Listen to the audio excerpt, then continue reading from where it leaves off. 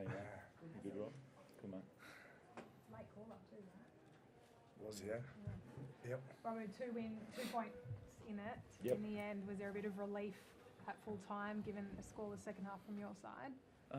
There's a lot of pride at the end, yeah. I thought Jazz and I were just talking about it walking down there, that there was such a live game. I think we saw by the amount of metres carried by the boys and amount of backfield work that we had to get done. And, you know, at 18-10, I thought it was a real tussle. And I thought we defended well. We had some try saves. Junior Ponga had an amazing try save, and then left edge.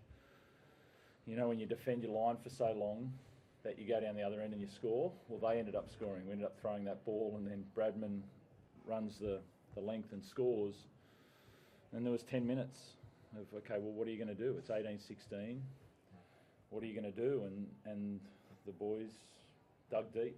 You know, they worked hard for what they got. They were really consistent in their defence the whole game, and they carried out of the end and sometimes kicked into good spots and sometimes ran on last. But, yeah, I was super proud of, in tough times, what are you going to do? And they stood up.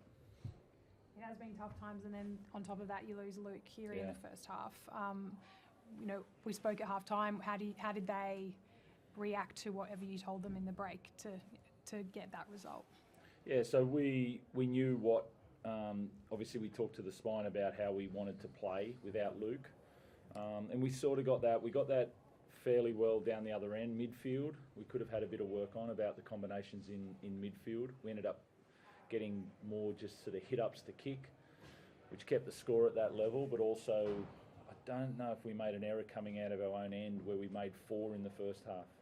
So that was pretty key to getting the victory there.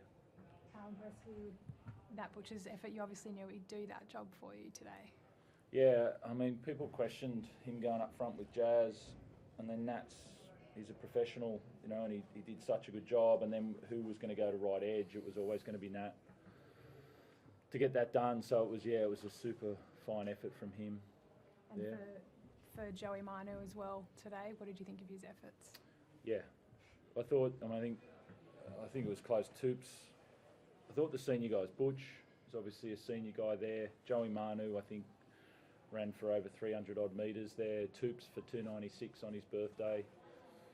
And then I just gave this man a huge rap. If you were a front rower and got to see that game, about, you know, people play the game and then people try and change the game, and he made a choice from front row to change the game for us today, just on his pressures and his efforts and his third man and his carries. And it was just to see Joey, Toops, Butch and Jazz go today was really special. And then you have this young crew of guys doing their job and trying to find their moments, and they did well. It's pretty tough going to see Luke cop that jaw. Everyone knew pretty quickly what he'd done out there. Jared, how did that rattle the team? What was the talk like? Yeah, I think if anything, sort of galvanised the group. Everyone sort of knew their role. It was pretty clear. As soon as I saw the jaw, I sort of knew it was broken straight away. But as soon as Drew came on the field, he knew his role. He's been doing it for a long time, and it's just it was pretty easy, you know, standing there, stepping up, steering the ship. But I thought Drew done a great job coming on and just being that voice and the kicking, and it just made everything feel calm out there. And we talk about Nat Butcher, just really proud, you know, like he's gone out there on the edge and done his thing for a while now, but to come in and just own what he done as his front row partner, just really proud, really, really proud. Just kept turning up for 40 minutes in the middle, and then he just done his job out on the edge, so just really proud. How freakish is what happened to Luke? Like, yeah. In an instant, he knew he'd done that as well. Yeah, it's just, you know, people get boots all the time at different angles, but then to break his jaw like that, that's our game. You know, it's really difficult. He's been leading the way with this man, you know, during the week and on the weekends for us. He's really been fighting hard, and then, that's life, isn't it? He's done that before, is that right? He did the jaw at 18 in pre-season? Yeah, he did. Satilli, broke his jaw in pre-season. Yeah. Joe, at 18-16, 20,000 roaring, they're coming to get you. What was the talk, or if not talk, what was the look and what was the communication between the Roosters at that point of the game, the final 10 minutes with it there to be won? Yeah, we spoke about just staying calm. We still had the game, we were still up by 2. We obviously needed a good defensive set straight away. I probably had the worst seat in the house. I was directly behind Bradman Best, and I could just see this whole crowd just screaming, and I was just thinking, we're in a bit of a tussle here. But to stay calm and just get back to what we do, we obviously needed a really good defensive set, and I think we did that.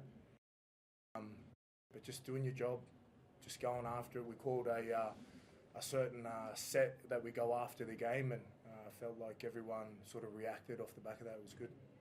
How will losing Luke test you again now? Obviously without him for a while. Yeah, not having Sammy back for a couple of weeks. He's just come out of the brace. But I always say during Origin period, that's what the clubs stand up. The clubs decide this period. And so look, there's no choice. Like, it's obviously really tough. Sandon and Drewy, got a good time out there, and we, they got some lessons there, and did a really good job. But that's those two, Joey Manu. That's about our choice at the moment. So, but we have faith in them. So. Jared, you're approaching 300 games. Sandon just played his 3rd game. As a veteran looking at a rookie, what do you see in this young number 7 who's doing a job for you at the moment? I told Coach through the week, I saw something pretty special when he played the trial against Melbourne at the start of the year. I stayed at home and I was watching, and I was like, this guy's got some footy, He's been around our club for a few years, and you get to see little glimpses, I guess, of a footy player. He sort of said last week when he debuted, he's a bit of a rat bag, but it's good as a half, You want these guys to have a bit of swagger, and he's sharp. He can back himself, and he plays footy. He knows his style of footy at that age, and as an older guy, when you see the guy take on the line at a half at that age, it's impressive, He knows that he's got skills, so if he can keep working on that, mate, it's pretty cool. Rob, I was just going to say, obviously you focused on this year and next week and all that, but you must be looking forward to getting Dom Young on the end of your back line next year. Yeah, I feel like, for you guys, Rob, I feel like he's developed well this year. Obviously the normal coach speak is wait to next year, and that's what I'll give you. But, I've obviously watching him closely, and they're doing a really good job developing him here as well. So, he's done well. Thanks, Rob.